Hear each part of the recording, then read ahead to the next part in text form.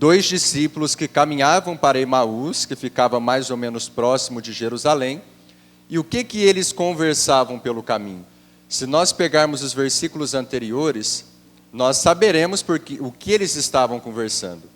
Estavam falando justamente do episódio de Maria Madalena e algumas mulheres que tinham ido ao túmulo, visto o túmulo vazio e os lençóis ali jogados. Então esses discípulos conversavam sobre isso, até que o ressuscitado aparece e começa a caminhar com eles. Embora, vocês viram ao longo do Evangelho, eles demoraram um pouco para entender e para ver que era o ressuscitado.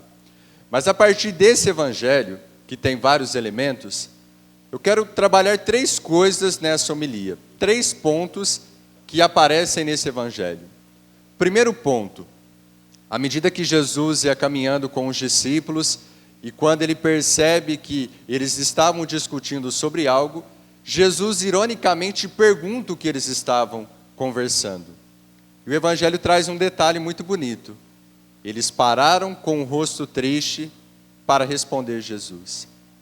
E o que é a experiência de viver a tristeza? Aqueles discípulos estavam tristes porque eles estavam sem o ressuscitado, aparentemente. Eles não entendiam isso.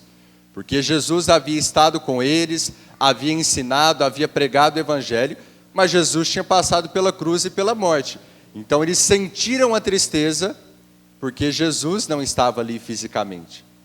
E o que é essa tristeza que eles experimentaram por conta disso, e que nós também, mesmo sendo cristãos, não estamos isentos de experimentar a tristeza? O que é a tristeza? É uma dor que vai desgastando o nosso coração e a nossa alma. É uma dor que vai nos adoecendo. É uma dor que pode ser causada pelo luto, alguém que nós perdemos, que nós amamos. Pode ser uma dor causada por alguma frustração na nossa vida, ou conosco mesmo, ou com as pessoas. Pode ser uma dor causada pela decepção conosco mesmo, decepção com as pessoas, que também nos ferem, que também nos decepcionam, porque são pessoas. Pode ser também uma dor causada com a própria vida em geral. A gente olha para a nossa vida, parece que nada vai para frente, parece que nada caminha. Nós nos esforçamos no trabalho, na família, e parece que as coisas não andam. Então podemos de várias formas experimentar a tristeza. Agora, para nós que somos cristãos e que somos católicos, a tristeza pode ter um ponto positivo. Nós podemos experimentar a tristeza, mas o cristão, ele precisa ter a certeza de que a tristeza não é um ponto final. Que um momento de tristeza pode preparar uma consolação ainda maior. O próprio Jesus experimentou isso. Quando ele começou a sofrer a paixão, o Evangelho diz, da própria boca de Jesus, a minha alma está triste até a morte. Mas Jesus sabia que passando pela cruz, ele seria glorificado pelo Pai. Então a tristeza que nós experimentamos e que esses discípulos experimentaram, não é o ponto final da nossa vida, mas para nós que temos fé, para nós que acreditamos em Deus, para nós que estamos na igreja, é um meio, é um caminho que nos prepara uma consolação ainda maior.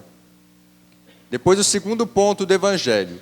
Além de estarem tristes para responder Jesus, no versículo 21 eles dizem assim, nós esperávamos que Jesus fosse libertar Israel. Esperança humana.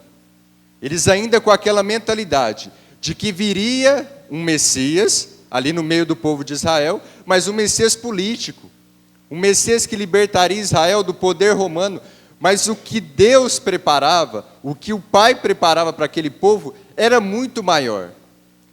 E nós também não podemos nos colocar diante de uma esperança somente humana, porque, gente, a esperança humana, ela pode falhar. A esperança em nós mesmos, colocar na nossa cabeça aquilo que nós pensamos que vai ser o melhor para nós, colocar na nossa cabeça aquilo que nós pensamos que os outros vão oferecer para nós, que as coisas humanas, embora sejam importantes, mas também são limitadas. A virtude da esperança, que é colocada em nós por Deus e que a igreja nos ensina, é uma virtude que nos faz olhar para a vida e saber que além deste mundo, Deus sempre prepara algo maior para nós. O que o Pai preparava para o povo de Israel não era uma libertação política humana, mas era a libertação do pecado.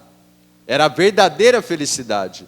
E quando nós temos um olhar voltado só para as coisas humanas, nós não experimentamos a esperança cristã.